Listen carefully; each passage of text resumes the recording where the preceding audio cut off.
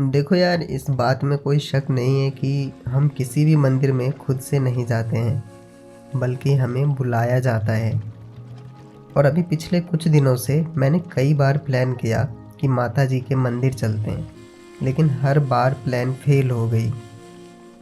और वो कहते हैं ना कि अगर आपका प्लान काम नहीं कर रहा है तो चिंता मत कीजिए, शायद ईश्वर खुद प्लान कर रहे हों आपके लिए। और देखिए ना, अम्बे रानी ने ऐसी प्लानिंग की कि उन्होंने साल के पहले ही दिन बुला लिया। तो मेरे नए साल की शुरुआत अम्बे रानी जी के दर्शन से होती है। जय माता दी। सो हे गाइस, गुड मॉर्निंग और आप सभी को अंग्रेज़ों वाला हैप्पी न्यू ईयर। और आज हम शंभू सर के साथ आए हैं धानेश्वर, कोटा से धानेश्वर आए हैं।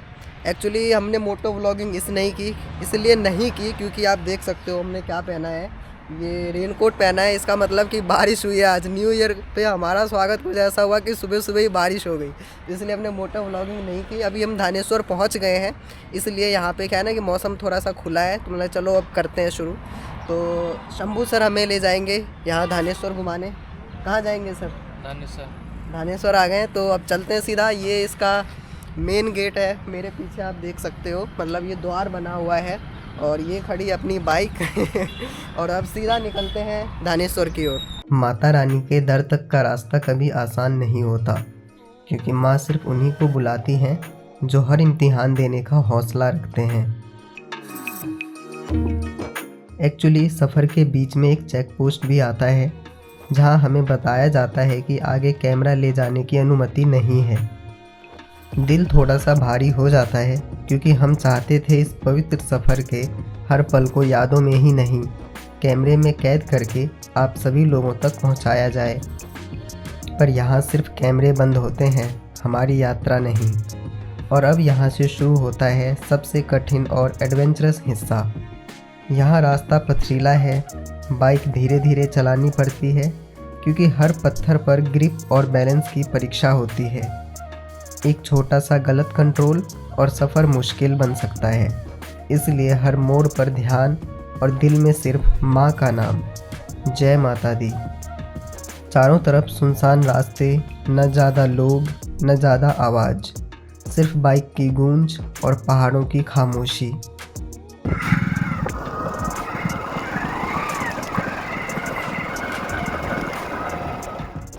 यहाँ स्पीड नहीं, सब्र का काम है, क्योंकि ये रास्ता रेस का नहीं, विश्वास का है।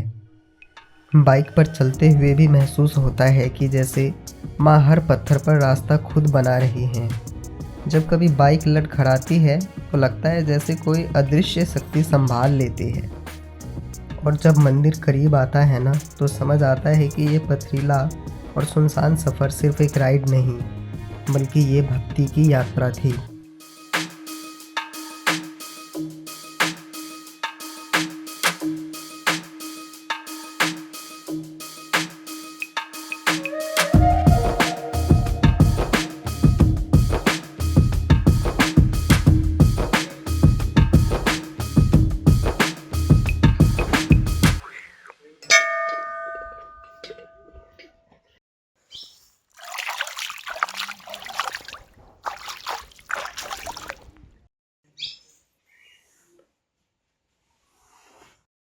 तो फाइनली हमने माता जी का दर्शन कर लिया है, और आपने यहाँ पे आके आपको एक अलग ही मतलब फीलिंग होगी, क्योंकि बहुत ही अलग है मंदिर।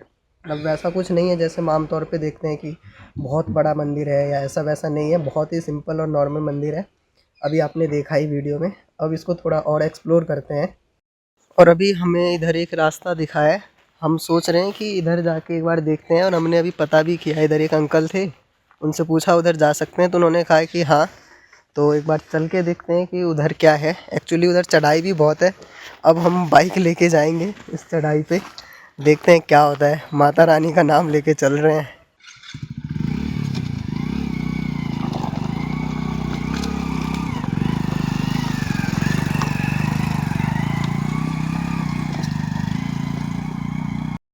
अभी यहाँ पे ऐसा लग रहा होगा कि मतलब एक नॉर्मल से रास्ता पे हैं हम, लेकिन ऐसा नहीं है। जब अगर आप यहाँ से, अगर हम नीचे, कैमरा तो कैप्चर नहीं कर पा रहे हैं, नीचे देख रहे हैं ना, तो हमें ऐसा लग रहा है भाई साहब जैसे कि हम एक पूरे पहाड़ के ऊपर ही हैं, क्योंकि इसके सामने जस्ट जो पहाड़ है ना वो ऐसा लग रहा है बिल्कुल इसके लेवल का है। ये देखो भाई नीचे गहराई बहुत बहुत गहराई है यहाँ से, मतलब जो एक पहाड़ की पूरी पीक होती है ना, चोटी, हम समझो पहाड़ की चोटी पे आ गए हैं, दुनियादारी से बहुत दूर, माता जी के चरणों में। और यहाँ पे पहाड़ का रोमांचक व्यू, यहाँ पे हमें झरना जो पानी गिरती है ना उसकी भी आवाज़ आ रही है, दिखाई नहीं दे रहा है लेकिन पानी की आवाज़ आ रही है कि कहीं से ना बहुत तेज़ पानी गिर रही है, झरना का जो होता है ना वो।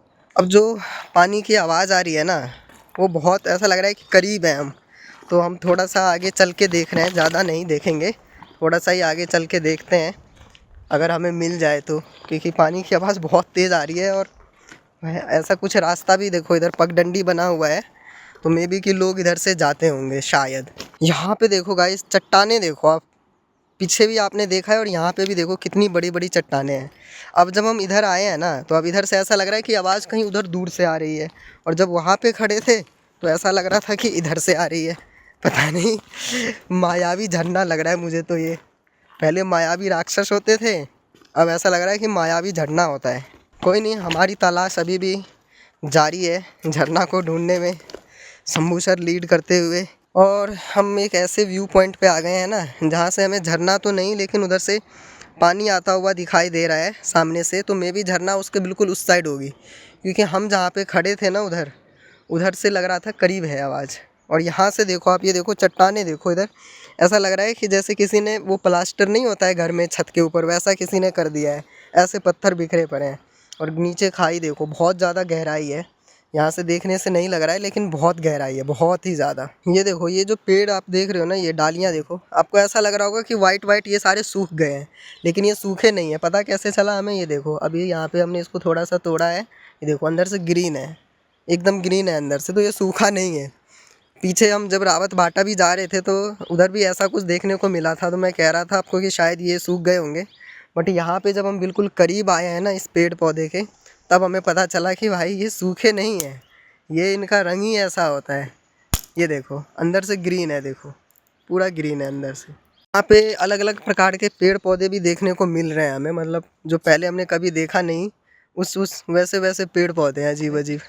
पे एक और बहुत ही इंटरेस्टिंग चीज़ देखने को मिली है, ये देखो पत्थर, ऐसा लग रहा है ना कि जैसे किसी ने सच में दीवार बनाया हो, ऐसा लग रहा होगा आपको मैन मेड है कि एक के ऊपर एक पत्थर रख के बनाया है, बट ये ऐसा नहीं है, ये नेचुरली ही ऐसा है। और पत्थर तो आप देख ही रहे हो, देखो चल भी पत्थर पे ही रहे हैं, आसपास भी पत्थर ही पत्थर हैं। राजस्थान में इसलिए तो पत्थर का बहुत उपयोग होता है। चलते चलते हम ऐसी जगह पे आ गए हैं जहाँ हमें झरने की आवाज़ फिर से सुनाई दे रही है। एक चीज़ तो क्लियर हो गया कि इधर जो झरने हैं ना, झरने बहुत है, क्योंकि कुछ कुछ दूर पे आवाज़ आई जा रही है, आवाज़ आई जा रही है, बस दिख नहीं रही है लेकिन आवाज़ आ रही है। पेड़ पौधे इतने हैं और ऊंचाई पे हम इतने हैं ना, मे भी इसलिए नहीं दिख रही होगी। यहाँ से ऐसा लग रहा है कि बहुत करीब है हम झरना के, बहुत आराम से बहुत करीब हैं, बट दिख नहीं रही, आवाज़ आ रही है लेकिन एकदम बहुत ही नज़दीक से। ये नीचे हमें दिख तो रहा है नदी सा कुछ, लेकिन झरना नहीं। उधर रास्ता ही नहीं है सर, रहने ही दो, मत जाओ उधर, मत जाओ, गीली गीली सी है ना, इसलिए कह रहा हूँ।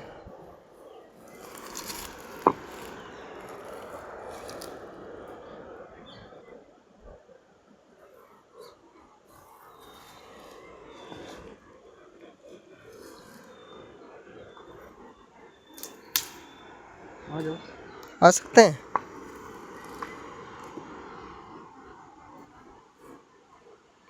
तो चलो गाइज नीचे चल के देखते हैं, यहाँ से पहले मैं उतर जाऊँ शांतिपूर्वक। तो नीचे तो आ गए, देखो वहाँ से यहाँ तक आए, बट इससे नीचे हम नहीं जाएंगे क्योंकि रास्ता नहीं है इससे नीचे जाने का। और पता चल गया कि वो आवाज़ कहाँ से आ रही है, वो सामने आप नहीं देख रहे होंगे, पानी जो है ना नीचे की तरफ गिर रही है, उसकी आवाज़ है।